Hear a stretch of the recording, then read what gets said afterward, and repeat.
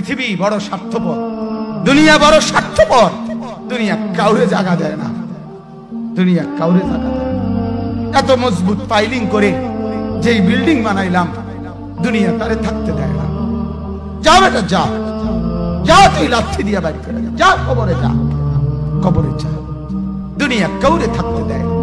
দুনিয়া কত ক্ষমতা ধরকে মাটির নিচে ফেলাই দিছে, দুনিয়া কত সম্পদ আলাকে মাটির নিচে ফেলে দিছে, দুনিয়া কত সুন্দরী নারীকে মাটির নিচে ফেলাই দিছে, মাটির সাথে রেজা রেজা করে ফেলছে। আজ আর চেহারা নাই, আজ আর রূপ নাই, আজ আর যৌবন নাই, আজ আর ক্ষমতা নাই। এমনও বাদশা ছিল পৃথিবীতে যার হাতের আঙ্গুলের ইশারায় মানুষের গর্দান উড়াইয়ে দিত, যার হাতের ইশারায় উঠতো মানুষ, বসতো মানুষ। আজ বাদশারা নাই, আজ সম্পদওয়ালারা নাই, আজ মালওয়ালারা নাই। দুনিয়া কাউরে থাকতে দেয় না, কাউরে না দোস্ত, কাউরে দেয় না। দুনিয়া দাদারে আমার থাকতে দেয় নাই। আমার দাদারে আমি দেখছি, আজ আমার দাদা নাই। আমার নানারে আমি দেখছি, আমার নানা নাই। আমার দাদিরে আমি দেখছি, আমার দাদি নাই। আমার নানিরে আমি দেখছি, আমার নানি নাই। আমার বাবারে আমি দেখছি, 14 লক্ষ টাকা বাবার পেনশনের আমি সব ডাক্তারের পিছনে খরচ করে ফেলছি, বাড়ির ফসলের জমি বিক্রি করে ফেলছি।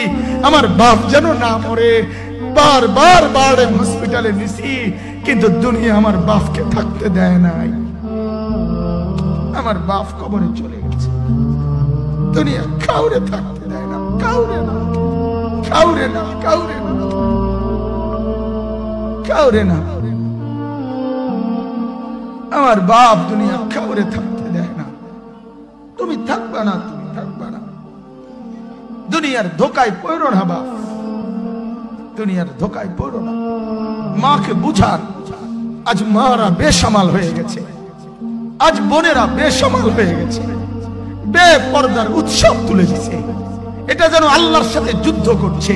আল্লাহ করোনা না, তুমি আরো কিছু দাও, আমরা বেপরদিকে ছাড়বো না। যুবক ছেলেগুলো যেন বলতেছে, আল্লাহ তুমি করোনা দেওয়ার চাই দাও, অশ্লীল ছবি দেখা, ফেসবুকে নর্তকী দেখা আমরা ছাড়বো না। দেখি তুমি কি করতে পারো, তুমি যা করার করো। দোকানদার ব্যবসায়ীরা হারামের লেনদেন করা বন্ধ করছে না, সুদখোর সুদ ছাড়ছে না, ঘুষখোর ঘুষ ছাড়ছে না, নাফরমান আর জিনাকার ব্যভিচারী এরা কেউ কিছু ছাড়ছে না। বেহায়ার বেপর্দা নারী তার অশ্লীলতার বেহায়াপনা ছাড়ছে না। মুসলমান তার ঘরে টেলিভিশনের নর্তকীর আওয়াজ তো বন্ধ করছে না। হায় করোনা কিভাবে যাবে, আযাব কিভাবে যাবে বলেন, বলেন, বলেন আপনারা।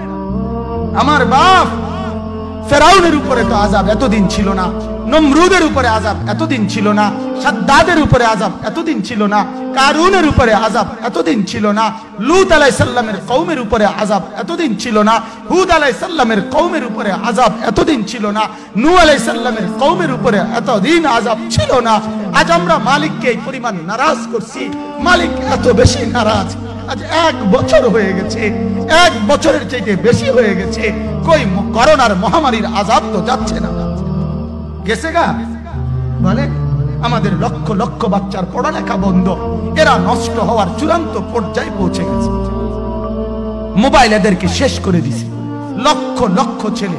গতকালকে এক মা আমার আত্মীয় ফোন দিয়া বলতেছে, সকাল 10টায় বাচ্চাটা ঘর থেকে মোবাইল লইয়া বাইর হইছে, রাতের 10টায় মা তারে ফোন দিয়া বলছে, বাপ ঘরে আসতি না, ভাত খাইতি না। বাচ্চা তারে বলতেছে, তোমার অসুবিধা কি, তোমার সমস্যা কি? মা এই কথা বইলা কাঁদা দিছে যে, শোনেন হুজুর কদ্দুর দোয়া করো। এক বাচ্চা, এক ছেলে, সে যদি তার মাকে কথা বলতে পারে, তার মানে গুনাহ তারে এত মজা দিয়া দিছে, ফেসবুক তারে এত মজা দিয়া দিছে, ইউটিউব তারে এত মজা দিয়া দিছে, নর্তকী তারে এত মজা দিয়া দিছে, গুনার দৃশ্য তারে এত মজা দিয়া দিছে, সে মাকে ধমক দিচ্ছে। রাত 10টা বাজলে কি হইছে, রাতের 3টা পর্যন্ত দেখলে তোমার সমস্যা কি? আমার আখিরাত আমি নষ্ট করলে তোমার অসুবিধা কি? আমার জাহান্নাম আমি ঠিক করে নিলে তোমার সমস্যা কি? আল্লাহ আমাদেরকে মাফ করে দেন, আল্লাহ আমার জাতিকে মাফ করে দেন।